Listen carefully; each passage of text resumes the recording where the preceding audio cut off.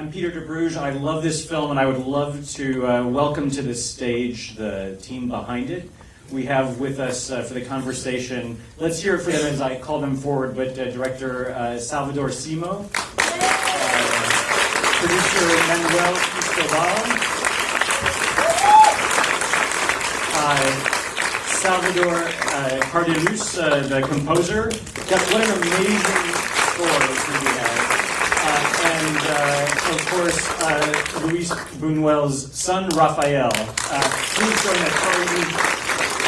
He's present, but abstaining. All right, so the three filmmakers, please, are we missing... oh, great, we've got all three of you. I'm going to try not to monopolize too much of the time and open it up to questions from the audience, but please take your seats. But this is the real story of a surrealist capturing reality in his own way. Where did the inspiration to even tell the story come from? Well, the story starts from this comic that was done by Fermin Solis. Mike? Hold it. Just speak into it, maybe. Oh, okay, sorry. So it starts with this comic from Fermin Solis, and then we got inspired for his story. But then we added a lot more, and actually it was it developed by itself. I mean, as soon as we started to dig in and see what happened and know the characters, then the magic started to happen. I mean, the characters, they become alive and they tell the story themselves. I'm not familiar with it's a graphic novel then? Tell us, I mean, how much of that you took and how much of it sort of grew from there? Well, the graphic novel explains a little bit some parts of the shooting, because also there is almost none documentation about what happened when they were shooting, when they're filming the documentary. And then there is another part where there is kind of a political discussion about surrealism, him and Ramon. So the first time I got the novel, I was a little bit surprised, because I've been a fan of Luis Buñuel grand part of my life. My father was a big fan, and I think he kind of put that on me. But I couldn't see, as a fresh viewer, I couldn't understand what was behind that. So I was missing why he was thinking like this, why he was behaving like this. So then from that, it was what we wanted to try to do with the film, is just introduce you to Luis. I mean, he was a great artist, and we wanted to try to understand, have a glimpse about what he was thinking, what he was feeling when he was starting to his career, because we shouldn't forget that he was. Keep the mic close, because I can tell it goes louder. Yeah. So he was 32 years old when he filmed this film, and he was a young director he had two films, the Golden Age and the Chien Andalou, but they were a big scandal. So, and he did these films with Dalí, with a great influence of Dalí and the second one. But when he got in Les Urdes transformed him. I mean, we say that in Les Urdes he came Luis and he got Buñuel out, because we can see that the film that he did 17 years later, that was great connection with Les Urdes, it was Los Olvidados. And that was how his surrealisms changed. I mean, after that, all his films, if you see how he used the surrealism, it was based on the human. It was not anymore based on the images that he was doing before with Dalí. So I think that was what changed. We thought that was what changed. So this movie is so full of these literally incredible stories. I mean, like, you can't believe this movie was financed by a lottery winning, and how much of it is invented and how much of it, you said that there's so little documentation. Is it screenwriting essentially that we're witnessing? Well, some parts is screenwriting, some others actually they are true. I mean, the lottery thing, it's actually true. I mean, it's as it's told. I mean, Ramon one day he told him, don't worry, if I got the lottery, I will pay you the film. And he got the lottery 3 weeks later, and he kept his word. And he was not a rich man on that time. I think on that time it was 20,000 pesetas, and that was a lot of money on that time. And he actually kept his word. So, I mean, I would like to see nowadays if people will keep his word. So that's a lot about him. Well, and also there's just this theme of this horrific animal cruelty throughout the movie. And is it true that these scenarios were constructed as kind of brutally as you depict, or? Well, I mean, that were other times. That was 1930. Oh, you mean it's a different sort of different values, a different? No, I mean period. it's just like he wanted to represent what was happening on that. I mean, his big scandal it was because people couldn't believe that was actually happening at 300 kilometers from Madrid. Yeah. And if you, and as you can see in the movie, this was based on the book of Maurice Legendre. That was a thesis that he did a few years before. And if you read that book, it's even worse. You mean the book that he's reading through the sequence to research? Exactly. So that book, it's worse than what we see. So Buñuel was only trying to first explain what was actually happening, and also he wanted to provoke a reaction on the audience. I mean, say, come on, I mean, this is happening, and you are here in Madrid living very nicely, and then 300 kilometers, people, actually, it's called bread without, land without bread, because when we went there, when we were talking with the people, we were asking, and they told us that actually the guy who was called the panadero, the bread maker, it was actually the guy who went to other villages to find the bread that was throw it away, and they bring it back because they couldn't make bread there. Right. Arturo, tell us about. I mean, I was like listening for the score the second time through because I think it works so seamlessly the first, but it's incredible. And there's a range of these sort of choral pieces, but like for instance, the scene in the schoolhouse, I was just sort of devastated listening to. Oh, thank you. We wanted that. We wanted you to cry and be devastated. So thank you. Pulling the sword from my heart. It was a big challenge because we had a very small budget, and I wanted to have a 45-piece choir, and those two things don't go really well together. And plus, some of the cues are the atonal music is really tough, so you need a lot of rehearsal time, and we didn't have any money for that. And can I tell a quick story about that? Okay. Absolutely. So I happen to have a friend that he's a professor at the Royal Academy of Music in London. So I called him. He has a choir there of students, but they are amazing students, and it's a huge choir. So I called him and I asked, would it be possible if I send you some music to make it part of your class somehow? And he was like, well, I don't know, I should ask the principal, and I don't know, you know the Royal Academy of Music, and everything is very proper and organized, and so it took us a month to get an answer, but they said yes, they were very excited. So we had a choir practicing the score for a month and a half for free. And then they came to the studio at Abbey Road, and we did the whole thing with the choir in an hour because they knew the part. We would have needed, I mean, some of the cues are, you have 20 different layers of atonal music, and that's impossible to say read. But they did it in 1 hour. They were so happy, and it was really, really cheap.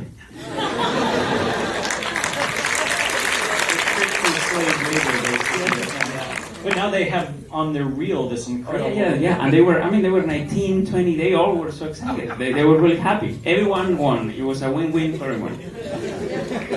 All right. So last question from me, and then please, I'd love for the audience to have a chance. But there is this sense, sort of what they want to do with the film. They want to bring attention to Las Hordas and change this standard. And there's a sense in the way that you've captured this environment that you're not studying the documentary, that maybe you went there. I mean, did you have a chance to follow up and see sort of what the contemporary conditions are? And where do they stand now? Well, actually, we did. Actually, we did. We went there for a couple of times. Even some part of the team was also there. But I mean, we tried to see what was making this place so special, because also Luis was really attracted to that place. And actually, it's very curious because the mountains are so narrow, very close to each other, and then the villages are on one side of the mountains. And actually, to see the sky, you have to actually make the gesture and look up, because you only see mountains, you don't see the sky. So that it gives you some kind of like compressed feeling for us. But when you talk with the people there, they actually feel it in a different way. They feel kind of like nourished, I mean, taking care. So that's why many people go back there, from the people who live there. Some of them, they go out for a while and then they just come back because they feel that was their home. So it was a weird feeling for us, because for us it was, wow, this is very pressing. I mean, you feel the mountains that are closing up. So yeah, we try to show this thing in the film. Great. So let me open it up to the audience. I see a hand there. Yes, please, with a hat. Well, first off, that movie was great. Loved it. Since this was a film using like normal 2D animation and then surreal imagery, like, was there like a challenge to balance it out so it wouldn't become too much style over substance, or like was there like a different looks to the film before the final look, or? So I'll repeat also because we're recording the question, but the question is about the aesthetic of the film, since you're dealing with this subject, but also surrealism. You're using 3D and sort of hand-drawn animation. Was the look always what we're seeing here, or how did you sort of decide on the style of the film? Actually, we make quite a work to try to find the look of the film with José Luis Agreda, the art director, because if you see the story of them, it's a rough story. I mean, it's not a story that is pleasant or happy.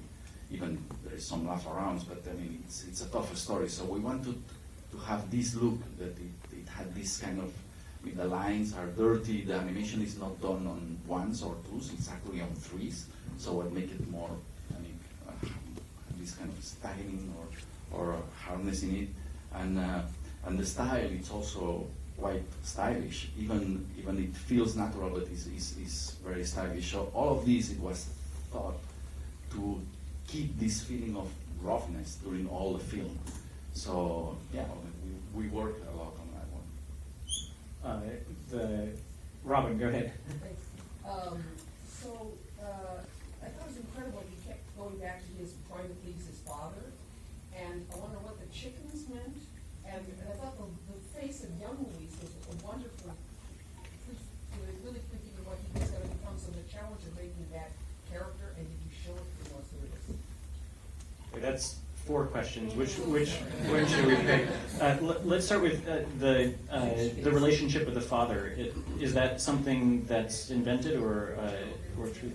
Well, I mean, we read a lot, and we try to, when we talk with Buñuel, and we had, I mean, with Eligio Montero, our scriptwriter, we try to think about what was driving him to react in these ways, what reacting in the way that he did, and the relation that he had with his father. I mean, we are talking about 18th century. I mean, beginning of 19th. So his father was a man that was much more Right old. at the beginning of the 20th. Yeah, but his father came. It was really old when he came to. He was in Cuba. Then he came back to Spain. He got married with a young woman, and then he had a very strong moral for him. And then it was all the thing about the religion. So for us, for everyone, I mean, our relation with our father is very strong. And for him, we think that it was also very strong. And I think that was something that it had, like we say, una de cal y una de arena. It means, well, one that it's good and then one part is more tough, because also it was the one who inspired him in some way, because his father, he was doing these 3D photographies and all this kind of thing, but in some other way, I mean, his father also was tough with him. I mean, he wanted to become a man, and actually the scene that he showed him the donkey is like, you have to look at this, you have to become a man, because that was in that time what you have to become. You have to become a man on that time. So it was not place for all these kind of artistical things. So I mean, that was something that I think put an imprint on him. By the way, this is the world premiere of the film, so I guess it wouldn't have shown yet in Las Verdes, but is that in your plans to bring it back? How would you show a movie in Las Verdes? I mean, the film was born in Las Verdes. Say again? The graphic novel was born in Las Verdes. Mm-hmm. There is a center there, and it was a guy who was running it who convinced the author to write the graphic novel.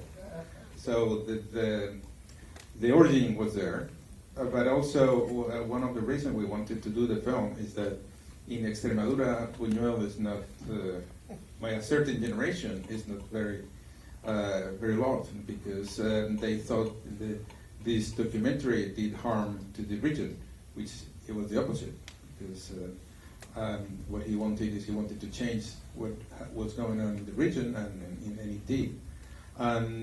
So in a certain way, it's like being a circle. And also most of the film has been produced in the same region, which is also quite a twist to the story. You know? And you know, this film being done with respect to Buñuel and being produced 100 years later in the region where he shot the film, which was not precisely the wealthiest region, and in this case it was possible to produce the film there. But by the way, is it true that he would dress up in a nun's habit, or is that? I mean, and did he ever do that here? We have worked closely with Javier Espada, who created the Centro Buñuel Calanda, and again we have read the wonderful book by Jean-Claude Carrière, and this is a film based on certain facts. Then it's within the realm of possibility. Yeah. I mean, he liked to dress, but who doesn't? So yes, I mean, and the humor he has is perceived in his biographies and in his films and in his interviews, which are wonderful. More questions, please. Go ahead. I love that in the film, there's much discussion about the idea of, is it a documentary, is it a realization, is it a dramatization, that the producers arguing with Luis about the ethics of filmmaking. Did you have the same discussions while making it? Was Buñuel, was he lying, was he creating too much, or was it important for the film to do that? What were the discussions while writing the script and making the film about the ethics of filmmaking? So the movie plays with this idea of how you capture reality. To what extent were you asking yourselves that about how he approached it, and maybe also in the way that you approached this material? What was the philosophy behind? Yeah, of course we play with these questions. I mean, there is always I remember the lines when the producer is saying, oh, you have to cut it because we don't have more money, and then if you are a producer or you are a director and the producer is telling you, you have to cut it, and then you say, no. So you have to fight with that. So yeah, there is some part of reality in it. But also it was because we had to... In every film. Only in this one. But we also had to build the relation between Ramon and Luis, and I mean that was, I mean, at the end this is a story that talks about friendship. I mean, so I mean the important part between the relation in them is what is happening during the filming of the documentary. And you see at the beginning for Luis, when he's talking with Ramon, he's thinking that this is going to be his great chance, and Ramon is getting. He was a person who was very compromised socially, in his region. So he was thinking that they are going to do this thing because they wanted to change this place. But Luis had this kind of edge that he was thinking, well, this is going to be my chance. But then his arc actually is this change that he do, because at the end he tells him, no, it's not because it's my chance, it's because the chance of these people. So that's actually the fight or the discussion between both of them is what makes the arc of Luis Buñuel. And the budget was $2.1 million, so we had to do very creative production. You mean within your own sort of resources, you had to be very, as you said, with the score, but how big was the team of animators? And was it all in one place, or? The main team from Signatia and Glow were in Extremadura. Then we had people in Holland. We had our Dutch producer here, Femke.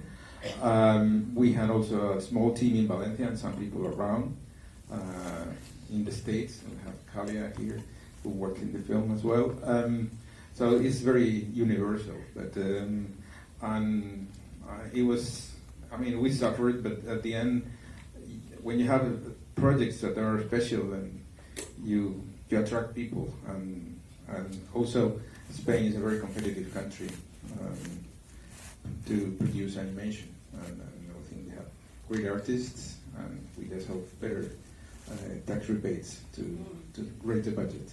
But it's this thing about changing the world with cinema, which is a reality, but also a great responsibility. That was what is behind. And when I read the graphic novel and I sent it to Salva, so that was one of the things that we liked a lot. And also the character from Ramon Azin, because he is also based in a person that existed, and he's hardly known in Spain.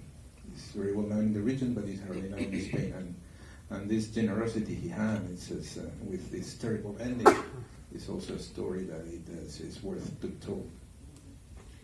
Can I ask, just in terms of the way that you capture the Herdens, they're inbred. Some of them are deformed. That seems like an incredible challenge for it not to be caricature, but for it to somehow be true to their disfigurements and things like that. I mean, how much work did that take to sort of be respectful in depicting them, especially since we're seeing the actual live action footage in some cases? Is that sort of something you really had to finesse? Well, not really. I think the thing is that we were very conscious that we were doing this with a lot of respect. So in any moment we try to make fun of it.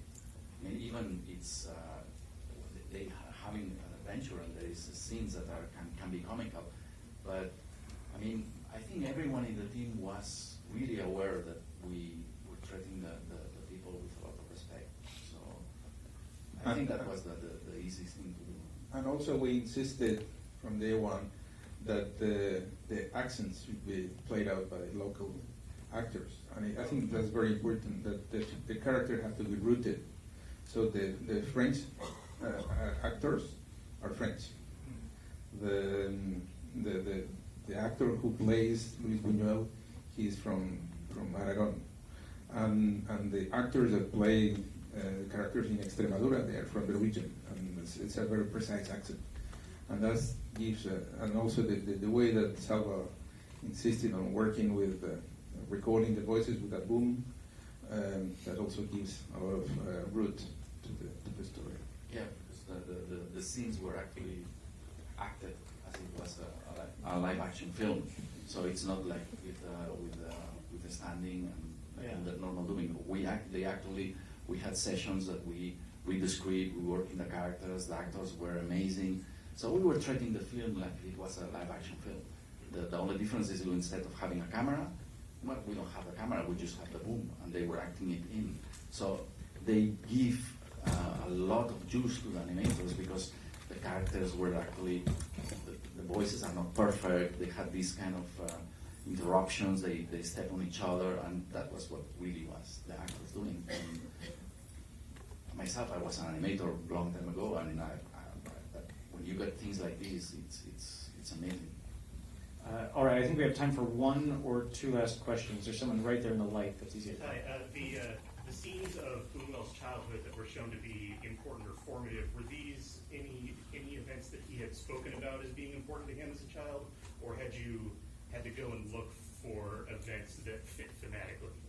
So in the childhood scenes, did you find documentation that supported those, or where did those come from? Well, some of them we find events that inspire us to do some of the sequences. Some others we kind of like fiction it a little bit to dramatize the situation. But for example, I mean, the first scene on Calanda, Calanda was something very important for him. It's the place that he was born, and then you have the drums of Calanda. So that is something that is very tied to Buñuel, and we wanted to show this from the beginning. And of course, I mean, you can see that the first sequence, it's kind of like a metaphor of his life, of trying to fight with all the problems. But later on, all the things that were happening, we were kind of like, we had some events here, some events there, and we trying to rebuild it of something that we thought that it could happen in this way. But I mean, with this film, we don't pretend at all to say, oh, this is what happened. I mean, this is a fiction. I mean, we shouldn't forget that. I mean, some events actually happened in a very close way, but some others are just fiction. All right, last question. There was a hand that went up right away. Yeah, I'm really curious about the medium of the film, given it's an animated film that tells the story of documentary film.